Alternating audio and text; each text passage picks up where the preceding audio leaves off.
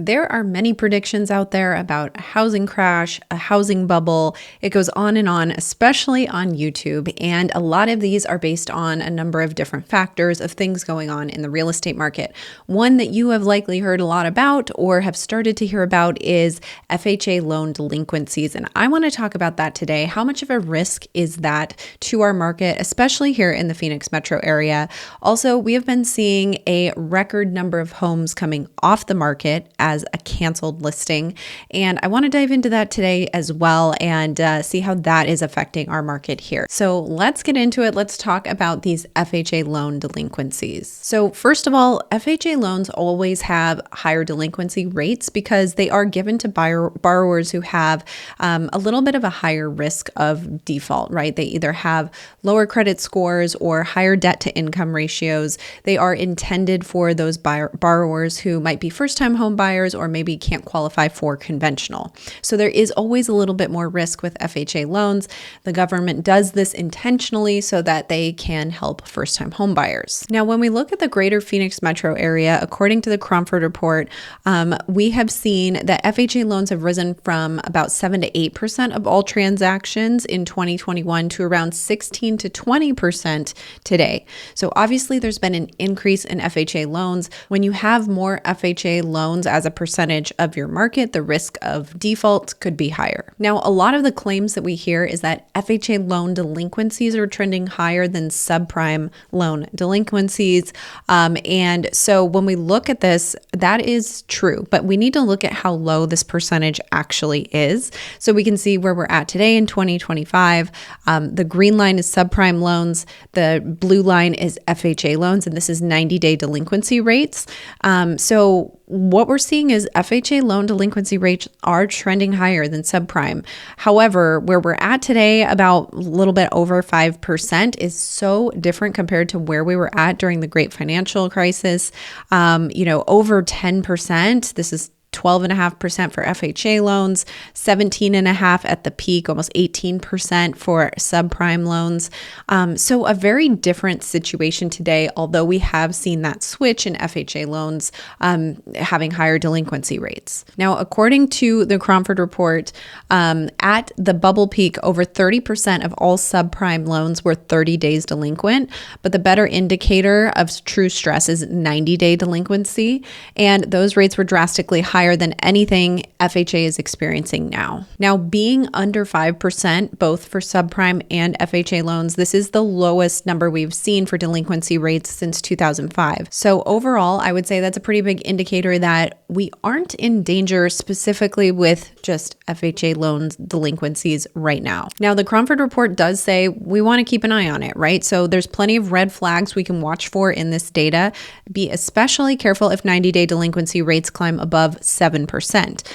They do say those red flags are not waving right now, so it's not something that we need to be concerned about. However, being under 5% right now, we just need to keep an eye on those 90-day delinquencies and possibly be more concerned if they get over 7% or getting closer to that 7%. Now, one thing that's pretty interesting is a lot of the conversations around home prices, especially in Phoenix, is that they will have to come down because buyers are not going to pay these prices and sellers are going to be forced to bring their home price down in order to sell the house.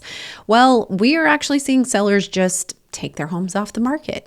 According to this article by Redfin, looking at a national scale, delistings jump 28% as sellers pull homes off the market rather than settling for low prices. They say the number of home listings that were pulled off the market rose to a historically high level in September, and sellers are delisting because their listings are going stale. They'd rather stay put than accept a lower offer.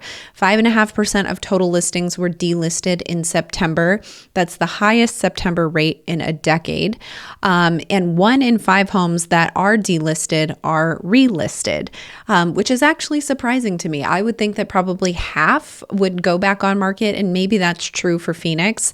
But according to Redfin, it's only 1 in 5 is what they're seeing across the nation. Now, sellers who had owned their home for under 5 years are most likely to pull them off the market after listing. And that makes sense because you're probably not going to make a whole lot of money on your home if you bought it within the last 5 years. Also, more than likely, your lifestyle hasn't changed that significantly where you really have to sell within 5 years. Exceptions, of course, but that's a different situation than someone who's been in their home for 30 years and is like, okay, I really just need to move on from it. And they say the delistings and stale listings are most common in Florida. So let's take a look at what's going on in the Phoenix metro area. When I look at the year-to-date canceled listings, the green line is 2025, and it's obvious that this is much higher than all the past years going back to 2020. Now, of course, 2020, 21, 22, that's not really shocking. I would assume that we would have higher canceled listings now than then because every house was selling at that point in time. But this is definitely higher than the last 2 years. So 20,147 homes have been canceled year to date that were listed on the market. Now, how is this affecting our market? Because typically this time of year in December, we're not seeing a whole lot of activity in the market, and a lot of sellers take their home off the market. So this is kind of common to see at this point in time. However, the sellers that remain on the market are getting a lot more eyes from buyers because we are seeing buyer demand increase right now. So although it can be a hard time to be a seller on the market, you might actually be in a better position right now to keep your home listed or to list your home than you would in previous years. In addition to seeing those canceled listings, you can see our active listings have totally come down, which makes sense. This is a combination of homes actually selling and going off the market, and then those canceled listings as well, and not a lot of people listing their home in December because of holidays and whatnot.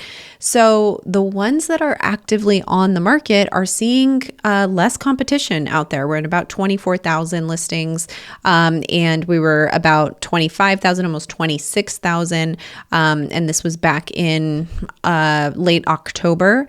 So if you're a seller who has remained on the market or you just got listed on the market, just know that your competition has gone down, and that is not a bad thing. Like I said, we're seeing some of that demand increase as well, and part of that could be related to rates.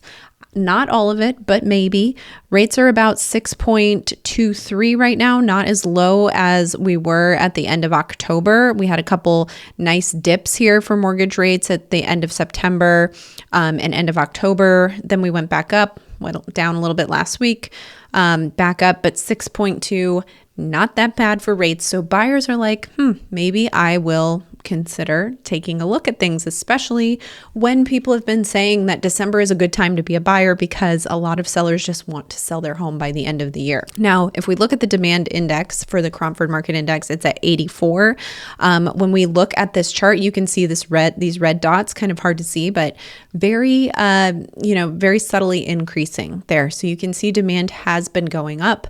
Like I said, meanwhile, supply going down, that makes for a better situation for sellers. So even though the market has been rough for sellers this whole year, if you've hung in there to this point, you might have a good opportunity in December at the end of the year and actually get your home under contract before we get into 2026. And by the way, if you're someone who's been considering listing your home on the market, just not really sure what that price would be, check the description below. I have a link for an instant home valuation. It can give you a quick indication of what your home could be valued for. Now, we always look at the Cromford Market Index by city, but the Cromford Report has a surprise this week. They always look at these major cities here and don't usually have enough data for some of the smaller areas, but they did take a look at the CMI for some of these smaller cities that I'll share with you as well. They do warn that it's a little bit more volatile for those smaller cities, obviously, because there's less data.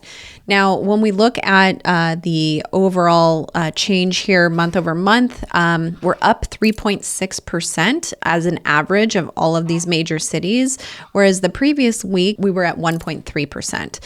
So obviously all of these are trending more towards a seller's market, which Makes sense based on what I was just sharing with demand and falling supply. So when we look at this, anything from Phoenix to Fountain Hills, Sellers Market, we have Avondale, and all the way down to Glendale, just those two are in a balanced market, and then Peoria to Maricopa considered buyers markets. Now, if we look at these secondary cities, as they call it, we're actually looking at Apache Junction, Anthem, El Mirage, Levine, many of these cities that you guys have asked me to provide a CMI on in the past, and I've shared that they don't have that data usually.